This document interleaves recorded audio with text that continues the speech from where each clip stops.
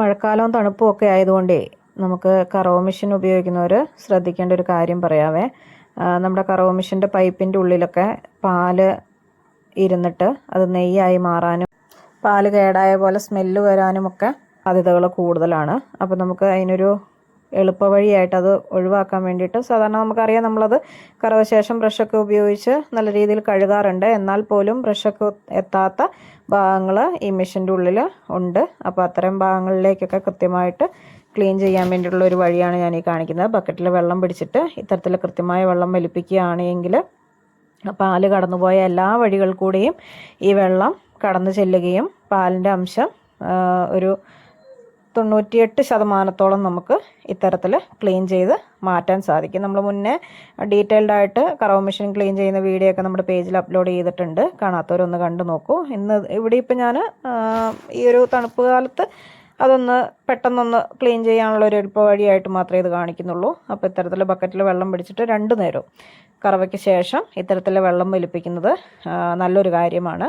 അതേപോലെ തന്നെ ചൂടുവെള്ളം നമ്മുടെ കൈയിട്ടാൽ നമുക്ക് ചൂടുണ്ട് എന്ന് നമുക്ക് ഫീൽ ചെയ്യുന്നൊരു ചൂടുണ്ടല്ലോ, നല്ല പൊള്ളുന്ന ചൂടല്ല, ചെറിയൊരു ചൂട് ഫീൽ ചെയ്യുന്ന ഒരു പാകത്തിന് വെള്ളമാക്കിയിട്ട് അതിൽ ഇതേപോലെ തന്നെ ഒന്നും കൂടി നമ്മുടെ മെഷീൻ്റെ കാമ്പിൽ പിടിപ്പിക്കുന്ന ആ ഭാഗം അല്ലെങ്കിൽ ആ ലൈനർ സെറ്റ് വെള്ളത്തിൽ മുക്കിയിട്ട് ആ ചൂടുവെള്ളവും കൂടെ വലിപ്പിക്കുന്നത് ഒന്നും കൂടി നല്ലതാണ്. അപ്പോൾ തീർത്തും ആ പാലിൻ്റെ അംശം പോവുകയും പിന്നീട് നമുക്കത് ബ്രഷ് ഇട്ടിട്ട് ബാക്കി ലോഷനും ഉപയോഗിച്ചിട്ടൊന്നും കൂടി ഒന്ന് ക്ലീൻ ചെയ്തെടുത്ത് വെക്കേണ്ട കാര്യമേ വരുന്നുള്ളൂ. അപ്പോൾ കറവ മെഷീൻ ഉപയോഗിക്കുന്നവരൊന്ന് ശ്രദ്ധിക്കുക കേട്ടോ. ഇങ്ങനെ ഏറെക്കുറെ എല്ലാവരും തന്നെ ഇങ്ങനെ ചെയ്യുന്നവരായിരിക്കും.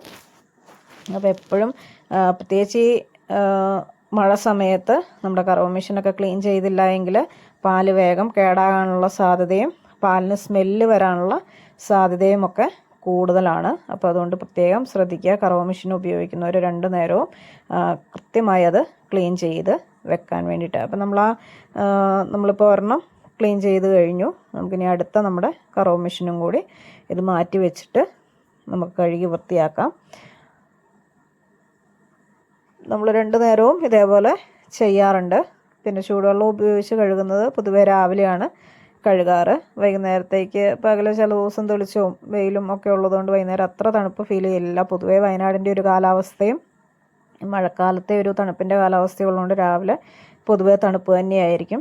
അപ്പോൾ നമുക്ക് രണ്ടാമത്തെ കെറ്റിലും ഇത്തരത്തിൽ വെള്ളം വലിപ്പിച്ച് ആ വെള്ളം നമുക്കത് കാണുമ്പോൾ അറിയാം, നമ്മൾ ആ പൾസ് അടിക്കുന്ന ആ പൾസേറ്ററിൻ്റെ അവിടുത്തെ ആ നോബ് പൊക്കുകയും താത്തുകയും ചെയ്യുകയാണെങ്കിൽ ആ പ്രഷർ വേരിയേഷൻ അനുസരിച്ച് വെള്ളം എയർ പൈപ്പിലൂടെ കയറി പൊക്കോളും.